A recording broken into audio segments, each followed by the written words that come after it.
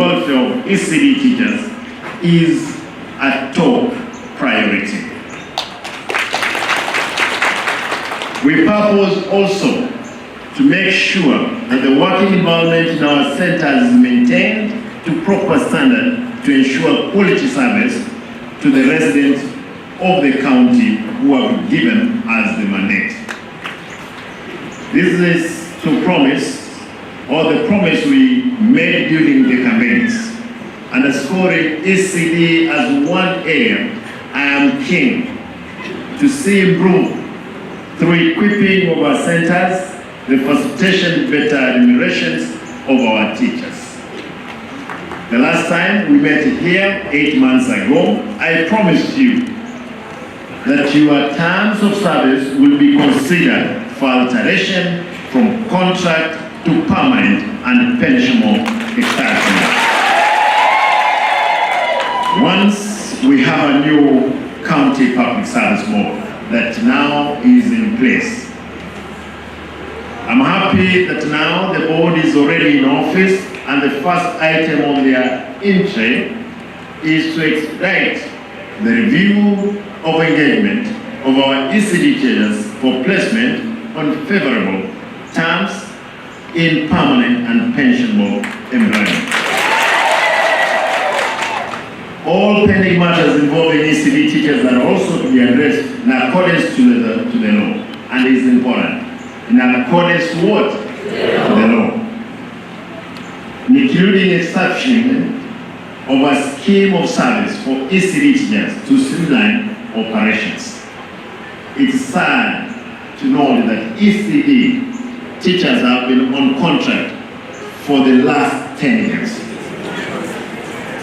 And the previous administration did lead to improve the terms of service. I once again thank our teachers for remaining patient and sticking to the course. And congratulations for that. The resolve to consider having ECDE teachers observed in permanent terms in a clear demonstration that as county government, we are committed to offer quality education to the young learners as to give them a solid foundation for their future well-being. We have a population close to 70,000 ECDE learners admitted in 703 centers across the county with over 900 teachers. On average, we have annually allocated around 600 million to the Department of Education to facilitate ECDE programming, including salaries for administration staff, teachers, materials and infrastructure development.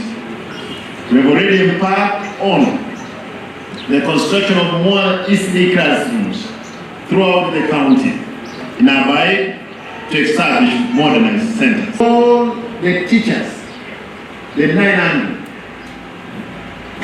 they have served for 6 months without a contract. You must initiate a contract of 1 year, but by January, absorb all. I want to get that breakdown.